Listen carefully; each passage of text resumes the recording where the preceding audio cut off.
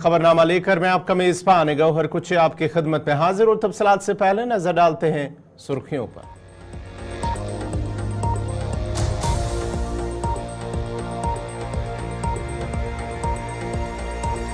राजौरी के ख्वास इलाके में फोर्सेस और मिलिटेंटों के बीच झड़प, एक फौजी जवान जख्मी, इलाके में सर्च ऑपरेशन जारी।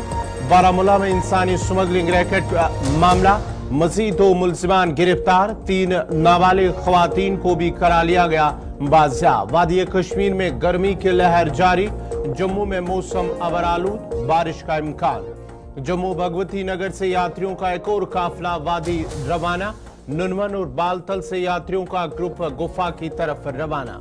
पार्लियामेंट का बजट इजलास आज से हुआ शुरू, 6 बिलों को पास कराने का मंसूबा।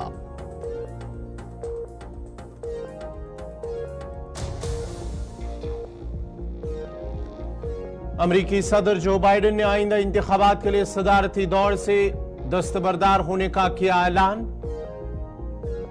जो बाइडेन समेत दीगर रहनुमा करेंगे शिरकत। कमला के मुतवक्का सदारती उम्मीदवार होने पर ट्रंप का खुशी का इजहार, कहा सदारती इंतखाब में कमला हैरिस को हराना आसान। यमन के हदीदा में इजरायली फिजाई हमले में जांबाग शहरियों की तादाद 6। सऊदी अरब ने यमन में फौजी कशीदगी पर तशवीश का किया इजहार, हमलों से खत्ते में मौजूदा कशीदगी में इजाफा होगा। बांग्लादेश की सुप्रीम कोर्ट ने कोटा सिस्टम पर लगा दे रोक, हालात अब भी पुरतनाव, हलाकतों की तादाद 130 के पार।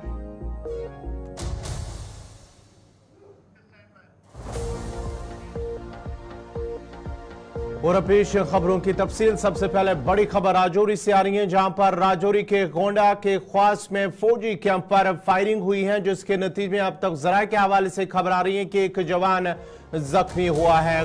राजौरी के गोंडा खास इलाके में दौरान शब माना जाता है कि करीब 3 बजे मिलिटेंटों ने हमला किया है, अंधाधुंध गोलियां चलाई, जिसके बाद फौज ने भी जवाबी हमला किया, गोलियां चलाई और उसके साथ साथ ही वक्फे से गोलियों का तबादला जारी है। जबकि इन गोलियों के इस तबादले में एक फौजी जवान जख्मी होने की इतलात मौसूल हो रही है, जबकि एक शहरी की भी जख्मी होने की भी इतलात मौसूल हो रही है। ताहम इस सिलसिले में अभी तक इस खबर की तस्दीक नहीं हुई है। राजौरी के ख्वास इलाके के अंदर एक बड़ी खबर इस वक्त आ रही है। गोंडा का एक खास इलाका है राजौरी का, जहां पर मिलिटेंटों ने फौजी कैंप पर फायरिंग की है और इस सिलसिले में फौज और पुलिस की जानिब से अब इलाके की जो इलाका है ख्वास इलाका, बड़े पैमाने पर सर्च ऑपरेशन जारी कर दिया गया है। फौज और एसओजी इस मुश्तरका ऑपरेशन का हिस्सा है। जब रात के दौरान करीब 3 बजे ये फायरिंग हुई है, हमला होता है, जिसके बाद ही आज अलल सुबह ही ऑपरेशन दोबारा शुरू हुआ और खबर आ रही है कि वक्फे से गोलियों का तबादला भी, वहां से गोलियों की आवाज भी सुनाई दी जा रही है। ताहम इब्तिदाई रिपोर्ट के मुताबिक खबर आ रही है कि एक फौजी जवान जख्मी हुआ है और उसके साथ साथ ही एक शहरी भी जख्मी हुआ है। ताहम इस हवाले से अभी तक तस्दीक नहीं हो पाई है।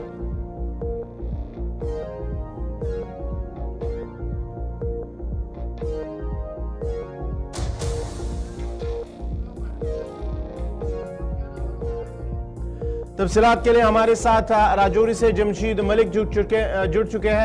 जमशीद, जरा अपडेट कीजिएगा, क्या कुछ तफसीलात हैं, क्या झड़प है, फौजी कैंप पर हमला है या कि फिर वीडीजी, क्योंकि अलग अलग बयान सामने आ रहे हैं, क्या कुछ तफसीलात है? बिल्कुल गौहर, सुबह से जहां कई किस्म की बातें अलग अलग बयान सामने आ रहे थे, मगर आप फौज की तरफ से इसका पूरी तरह साफ कर दिया गया है कि ये वीडीसी मेंबर जो हैं पुरुषोत्तम कुमार, जिनको सूर्य चक्र अवार्ड से पिछले दिनों नवाजा गया, उन पर भी उनके घर पर भी हमला हुआ है, क्योंकि वहीं के साथ उसके घर के बिल्कुल नजदीक ही फौजी चौकी भी कायम की गई है, क्योंकि इस इलाके में वीडीसी मेंबर पिछले कुछ अर्सा से काम करते नजर आ रहे हैं। क्योंकि पुरुषोत्तम के बारे में बताया जा रहा है कि इस इलाके में एक इनकाउंटर के दौरान उसने एक मिलिटेंट को मार गिराया था, जिसके बाद उसको सूर्य चक्र से नवाजा समझा गया, मगर आज सुबह जब ये खबर पहले सामने आई थी कि फौजी कैंप पर हमला हुआ, जिसकी तस्दीक फौज की तरफ से पहले की गई, मगर थोड़ी देर बाद फौज की तरफ से एक और ट्वीट सामने आया जिसमें यह कहा गया था कि ये पुरुषोत्तम के घर पर हमला है जिसमें एक फौजी जवान जख्मी हुआ है।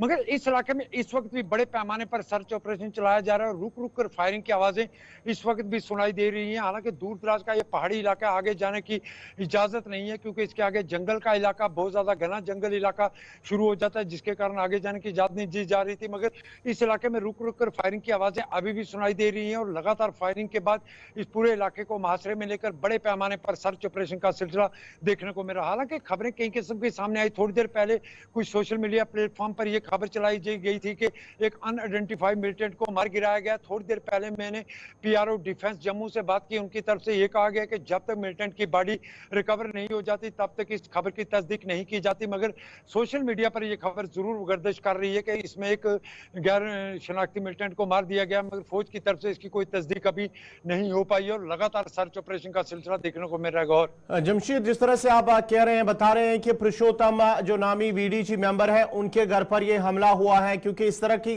खबरें आ रही हैं कि वो भी इस हमले में जख्मी हुए हैं, उस हवाले से क्या कुछ तफसीलात हैं?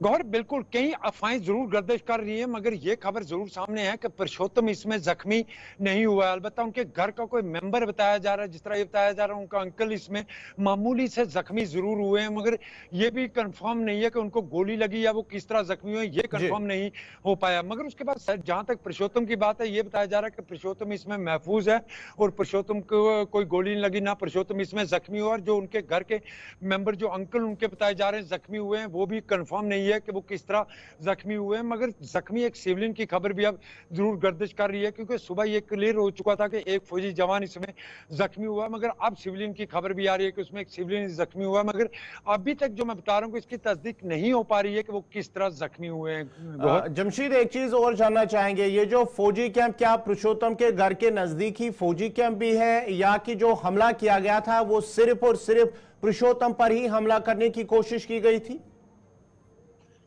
गौर फौजी कैंप नहीं बल्कि एक चौकी टाइप बनाया गया था, कुछ फौजी जवान वहां तैनात किए गए थे बिल्कुल पुरुषोत्तम के घर के नजदीक ही। क्योंकि जिस तरह मैं बता रहा हूं कि इस इलाके में वीडीसी काफी एक्टिव है, जो काफी अरसा से काम करती नजर आ रही है। उसको देखते हुए जब पुरुषोत्तम को भी अवार्ड मिला, उसके बाद यहाँ काम नई नई चौकी कायम की गई थी ताकि मिलिटेंटों के साथ लड़ने के लिए वीडीसी मेंबर के साथ साथ फौज भी यहाँ काम करे। हालांकि ये वो वीडीसी मेंबर हैं जो रात को भी अपने इलाकों में गर्दिश करते नजर आते हैं, एक से दूसरे इलाका भी देखने के लिए। मगर उसके बाद यहाँ एक छोटी सी चौकी जरूर कायम की गई थी जो बिल्कुल इसके घर के नजदीक है, जिस पर आज उस पर भी फायरिंग हुई और पुरुषोत्तम के घर पर भी फायरिंग हुई है। गौर, बहुत बहुत शुक्रिया जमशीद मलिक तफसीलात फराम करने के लिए। राजौरी के गोंडा खास इलाके के अंदर जहां पुरुषोत्तम नामी एक वीडीजी मेंबर पर हमला होता है, उनके घर पर हमला होता है और हमलावरों की जानिब से अंधाधुंध गोलियां चलाई जाती हैं, जिसके नतीजे में खबर आ रही है कि एक शहरी और एक फौजी जवान जख्मी होता है। जो पुरुषोत्तम का घर है उसके नजदीक एक फौजी पिकेट है, एक छोटा जो आर्जी तौर पर वहां पर एक कैंप बनाया गया था जिसमें कुछ फौजी जवान तैनात है। उस सिलसिले में एक फौजी जवान के जख्मी होने की भी खबर मौसूल हो रही है, जबकि एक शहरी के भी जख्मी होने की इतलात मौसूल हो रही है। और उसके साथ साथ ही इलाके के अंदर फौज और एसओजी की जानिब से ऑपरेशन बड़े पैमाने पर इस वक्त जारी है।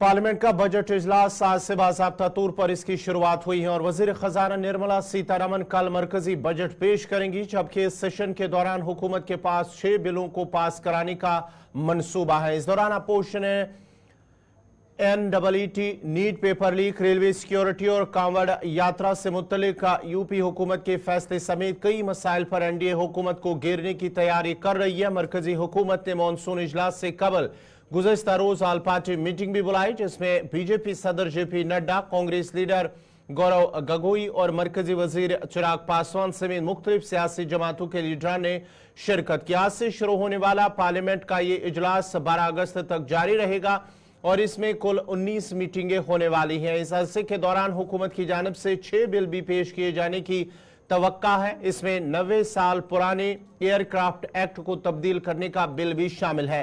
साथ ही जम्मू कश्मीर के बजट के लिए पार्लियामेंट की मंजूरी भी शामिल है। इस दौरान अपोजिशन की जानिब से हंगामा आराई देखी जा सकती है। कल पेश किए जाने वाले बजट से पहले वज़ीर खजाना निर्मला सीतारमण ने आज वो बाज़ाब्ता तौर पर आज पार्लियामेंट में इक्तिसादी सर्वे भी पेश करेगी और इसके साथ साथ ही बजट सेशन शुरू होने से कबल ही वज़ीर आज़म नरेंद्र मोदी ने मीडिया से भी बात की है।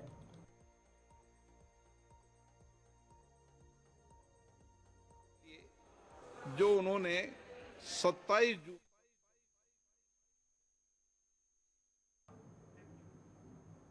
ऐवान में बजट सेशन शुरू होने से कबल समाजवादी पार्टी के मेंबर पार्लियामेंट नरेश उत्तम पटेल ने गुलिस्तान न्यूज नुमाइंदा ताबिश कमाल से बात करते हुए कहा कि आईन में मजहब और जात पात की सियासत की कोई जगह नहीं है।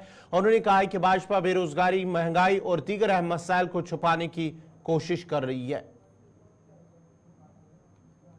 सांसद नरेश उत्तम पटेल जी हैं। सर, जिस तरह से नेम प्लेट का मामला उत्तर प्रदेश में चल रहा है, आप लोगों ने स्पष्ट कर दिया है कि धर्म के आधार पर इस तरह की राजनीति बर्दाश्त नहीं की जाएगी। कैसे देखते हैं इस पूरे मामले को? देखिए, भारत के संविधान में धर्म और जाति के भेद करके राजनीति नहीं है और भारतीय जनता पार्टी जानबूझ करके बेरोजगारों को रोजगार न देना पड़े और महंगाई कम न करना पड़े, किसानों को फसल का सही मूल्य देना न पड़े, इन बातों को लेकर इस तरीके के मुद्दे लाई है जिनका कोई मतलब नहीं है।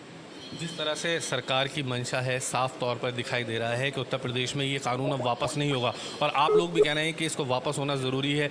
एनडीए के घटक दल भी नाराज़ हैं। क्या आपको लगता है कि एनडीए घटक दल जो नाराज़ हैं और आप लोगों का एक तालमेल बनता जा रहा है? देखिए, भारतीय जनता पार्टी अगर जाति जनगणना करा दे तो सब बात समझ में आ जाए और दूध का दूध, पानी का पानी साफ हो जाए। जातिवार जनगणना कराए भारतीय जनता पार्टी।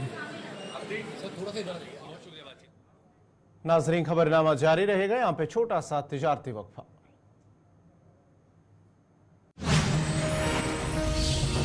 गांव के अंदर एक और खबर वहां से आ रही है जहां पर दूध पथरी इलाके के अंदर रात के दौरान ही 13 के करीब टी स्टॉल उनमें आग लगी है। वो नजरातश हुए हैं जिसकी वजह से वो पूरा जलकर वो खाकिस्तर हुए हैं। 13 टी स्टॉल दूध पथरी जो सयाहती मकाम दूध पथरी है वहां पर 13 के करीब टी स्टॉल उनमें दौरान शब आग की वारदात वहां पर वो आग की नजर हुए हैं जिसकी वजह से वो पूरा वहां पर जो 13 के 13 टी स्टॉल्स हैं वो जलकर खाकिस्तर हुए हैं। ये दूध पथरी का इलाका है जहां पर इससे पहले ही इंतजामिया और साथ ही साथ जो महकमे जंगलात की जानिब से कहा गया था कि इन टी स्टॉलों को हटाने की बात की गई थी और कुछ ये भी कहा गया था कि वहां पर वो गैर कानूनी तौर पर जमा है, उन्होंने टी स्टॉल्स खड़े किए हैं। वो महकमे जंगलात की जानिब से कहा गया और साथ ही साथ इंतजामिया की जानिब से उसे हटाने की बात की गई थी, अहकाम जारी किए गए थे।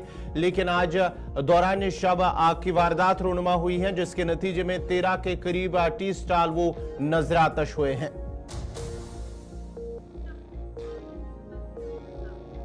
तफसीलात के लिए सीधा बडगाम चलते हैं अपने नुमाइंदे मोहम्मद अशरफ के पास। अशरफ, जरा अपडेट कीजिएगा, क्या कुछ तफसीलात हैं? दौरान शब ये आग नमूदार हुई है जिसकी वजह से टी स्टॉल नजरातश हुए हैं।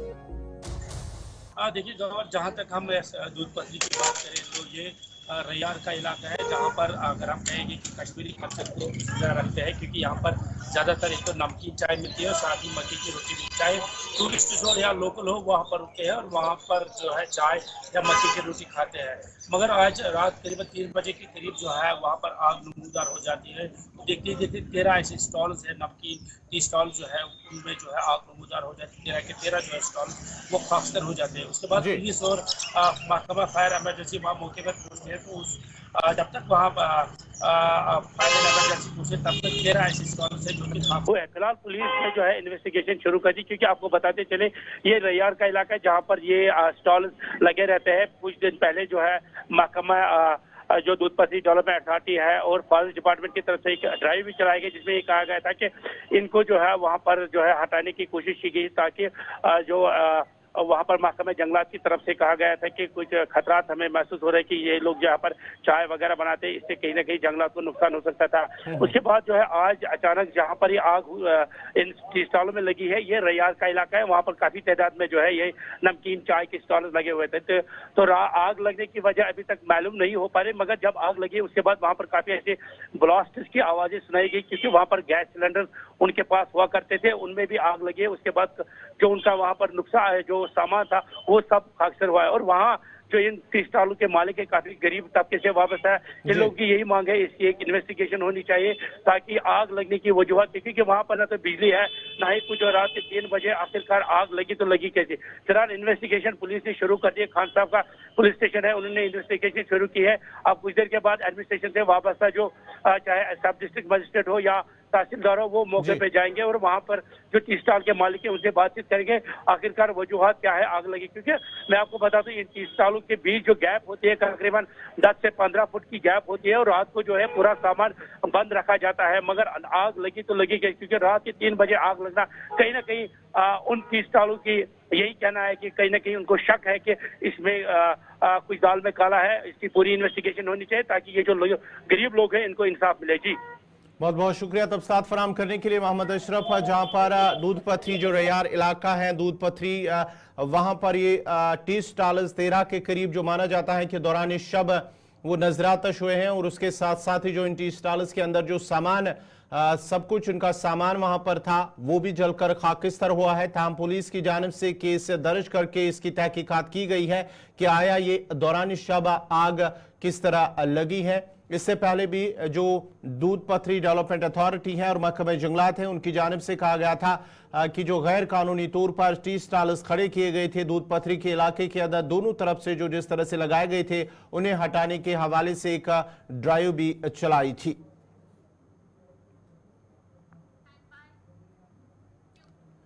बढ़ते आगे बात जरा शुमाली कश्मीर के बारामूला की करते हैं। बारामूला के अंदर जो इंसानी स्मगलिंग रैकेट मामला है, इस सिलसिले में मजीद कुछ अफराद को गिरफ्तार कर दिया गया है। शुमाली कश्मीर और शकुरा बारामूला का इंसानी स्मगलिंग रैकेट का मामला, और इस सिलसिले में पुलिस ने मजीद 2 अफराद को मुलजिमान को गिरफ्तार किया है, जबकि मजीद 3 नाबालिग लड़कियों को बाजियाब करा लिया गया है और अब तक 4 मुलजिमीन गिरफ्तार हो चुके हैं, जबकि 7 कमसिन खवातीन को भी बाजियाब करा लिया गया है। पुलिस थाना बारामूला में जो मुतल्लिका दफात के तहत एक केस दर्ज किया हुआ है, उसकी मजीद तफ्तीश के दौरान मालूम हुआ है कि एक गुलाम मोहम्मद खान जो कि नारबल का रहने वाला है और मंसूर अहमद शाह जांबाजपुरा बारामूला का रहने वाला है, बाहर से लड़कियों जो नाबालिग लड़कियां हैं उनकी स्मगलिंग और इस्तेसाल में मुलविस थे। पुलिस स्टेशन बारामूला की एक पुलिस पार्टी ने SHO बारामूला की सरबराही में DYSP हेडक्वार्टर बारामूला की निगरानी में मुलजिमान को गिरफ्तार किया है, जिन्हें पुलिस स्टेशन बारामूला मुंतकिल कर लिया गया है और मजीद 3 कमसिन लड़कियों को बरामद किया गया है, जिनका ताल्लुक रोहिंग्या बर्मा से बताया जाता है। इससे पहले भी पुलिस ने 2 मुलविसीन को गिरफ्तार किया था। ये रवा माह की 12 तारीख को जब ये इंसानी स्मगलिंग रैकेट का पर्दाफाश हुआ था, उस वक्त 2 अफराद को मुलविसीन को गिरफ्तार किया गया था और 4 नाबालिग लड़कियों को बाजियाब करा लिया गया था। और आज बाज़ाब्ता तौर पर मजीद 2 अफराद को 2 मुलविसीन को गिरफ्तार किया गया है, जबकि 3 नाबालिग लड़कियों को भी बाजियाब कराया गया है।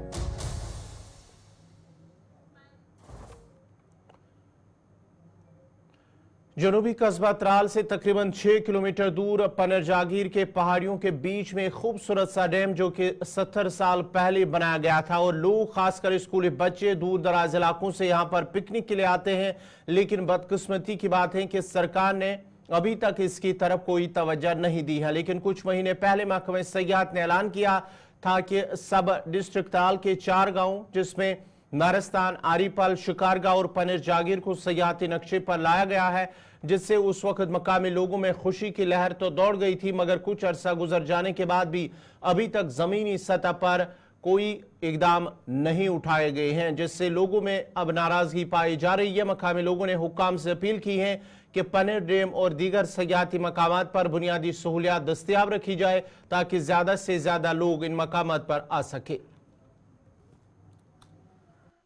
शुक्रिया जनाब।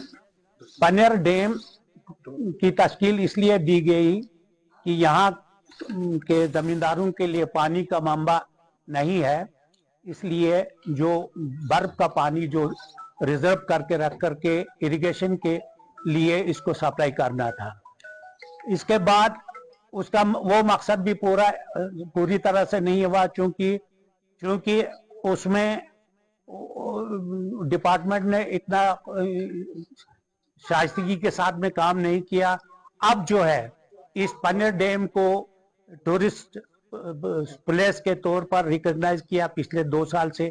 अब यहाँ के लोग इस इलाके में स्कूल के बच्चे और श्रीनगर से भी लोग यहाँ आते हैं, क्योंकि ये बहुत खूबसूरत जगह है। इसमें देवदार के और कायरू के पेड़ शेड भी दाएं बाएं हैं और ग्रीनरी इसका बहुत खूबसूरत है, इसलिए यहाँ पर एक्सकर्शन के लिए भी लोग आते हैं, बच्चे आते हैं। तो इसीलिए इस डैम को वो हिसाब अभी नहीं है जो हिसाब होना चाहिए, क्योंकि यहाँ पर लोग की आमदोरफ्त बहुत ज्यादा होते हैं। इसमें हमने चीफ मिनिस्टर जब गुलाम नबी आजाद साहब था, मैंने खुद जाकर उनको एक डिप्यूटेशन लेकर गया था कि इस डैम को ठीक करके इसमें कुछ किश्तियां और कुछ पार्किंग बनाने के लिए। लेकिन चलो शुक्रिया, पिछले 2 साल से टूरिस्ट डिपार्टमेंट ने इसको अपने कब्जे में लिया है। हम उनसे रिक्वेस्ट करते हैं कि इसमें खास ख्याल रखें, इसके दाएं बाएं जो सड़क है इसका रिपेयर हो और उसमें कुछ पार्किंग और फूल शूल वगैरह लगाया जाए। और ये नायलान के जो किश्तियां जो हैं उसमें 2-4 किश्तियां भी अगर उसमें डाला जाए तो खूबसूरती में इजाफा हो जाएगा। इसलिए ये डैम जो है असली खूबसूरती की तरफ में और भी माइल होना चाहिए। बड़ी खुशी हुई थी कि एक प्रोजेक्ट यहाँ सैंक्शन किया गया है, तो इनकम जनरेट होने के लिए अच्छा बहाना था। तो साइट भी अच्छी है, आपने देखा कि लोगों का रश बहुत रहता है। लेकिन जब हम देखते हैं कि डेवलपमेंट कुछ नहीं है, लैंडस्केप को डेवलप करने के लिए बाकी चीज़ें जो इसके लिए नेसेसरी है, देखिए पानी की वहाँ बहुतात है। पानी में अगर वो कश्तियाँ रखते वहाँ पे कैंपिंग का इंतज़ाम होता, अगर अच्छे से एरिया डेवलप हो तो लोग बहुत आ रहे हैं। तो फंड्स अवेलेबल नहीं हैं, इसलिए ये डेवलप ही नहीं हो रहा है। तो वो खुशी जो हमें मिली थी कि इससे यहाँ के एरिया को रोजगार मिलेगा, जवान इसमें एम्प्लॉय होंगे और ट्रैकिंग के लिए भी यहाँ से पहलगाम तक जा सकते थे, बाकी एरियाज के लिए भी जा सकते थे, या इवन वही जो एरिया जो है ये बहुत ही खूबसूरत है, नेचुरल ब्यूटी है, पहाड़ है, पानी है और जो भी खूबसूरती के लिए जो सामान जो अल्लाह ताला ने मुहैया रखा है वो तो है। लेकिन गवर्नमेंट ने जो जिस तरीके से ये कहा था कि हम ये करेंगे वो करेंगे, तो नक्शे पे लाके इन्होंने तो अच्छा काम किया, क्योंकि नक्शे पे लाना भी, टूरिज्म मैप पे लाना भी बहुत बड़ी बात है। लेकिन जब तक न ये एरिया डेवलप होगा तब तक ये फ्यूटल एक्सरसाइज हम कहेंगे। सड़कें जिला गुलकाम के गोपालपुरा गांव का एक 14 साल लड़का Shariq Yasir Indian Street Premier League में हिस्सा लेने वाला सबसे कम उम्र खिलाड़ी है, जो 6 मार्च 2025 से मुंबई में शुरू होगी। ISPL की इफ्तिताई नीलामी में विकेटकीपर बल्लेबाज शारिक यासिर को इफ्तिताई नीलामी 2024 में बेंगलुरु स्ट्राइकर्स ने खरीदा है। वो एक अंडर 19 क्रिकेटर है जिसे नीलामी में 3,20,000 की रकम से खरीदा गया। ISPL एक T10 गेम है जिसकी मेजबानी मुंबई में की जाएगी। शारिक ने बताया कि वो इस वक्त गोपालपुरा के मकामी गवर्नमेंट हाई स्कूल में 9वीं जमात में जेर तालीम है और बहुत छोटी उम्र से क्रिकेट खेल रहे हैं। वो सिर्फ 14 साल का है, नीलामी में सबसे कम उम्र खिलाड़ी है। उन्हें 3.2 लाख रुपए में बेंगलुरु स्ट्राइकर्स ने खरीदा, जिसके मालिक अदाकार ऋतिक रोशन है। मैं LG साहब का बहुत शुक्रगुजार हूँ जिसने मेरा नाम उस जगह लिया जिस जगह मुझे यकीन ही नहीं था LG साहब मेरा नाम वहाँ लेगा। तो मैं बहुत खुश हूँ, मेरे घर वाले खुश है, गांव वाले खुश है। ये सब मुझे बहुत सपोर्ट मिला अपने घर वालों से, जिस टीचरों से बहुत सपोर्ट मिला, जो ग्राउंड में भी बहुत सपोर्ट मिला। सबसे पहले ये कि अल्लाह का शुक्र है, उसके बाद एलजी साहब का बहुत बहुत शुक्रिया जिन्होंने मेरे बच्चे का नाम ऊंची जगह पर लिया है। हम बहुत बहुत शुक्रिया उनका करते हैं क्योंकि उससे हमें हौसला अफजाई मिली है और हमें आगे के कठिन रास्ते जो है हमारे लिए आसान हो जाएंगे। तो बाकी दल के लिए आप क्या मैसेज हमारी यही मैसेज है, जैसे मैंने अपने बच्चे को, इनसे मैंने पहले ही कह दिया कुछ चीज़ों का ख्याल रखें आप, तो अल्हम्दुलिल्लाह इन्होंने वो कर दिखाया, यानी ड्रग्स से, बुरे बच्चों से, आवारगर्दगी से आप दूर रहें। अल्हम्दुलिल्लाह ये उन चीज़ों से दूर रहा, पढ़ने में भी माशाल्लाह बहुत अच्छा है। नाज़रीन, इसी के साथ ही खबरनामा इख्तिताम पज़ीर हुआ चाहता है। अपने मेज़बान गौहर कुची को इजाज़त दीजिए। अल्लाह हाफ़िज़।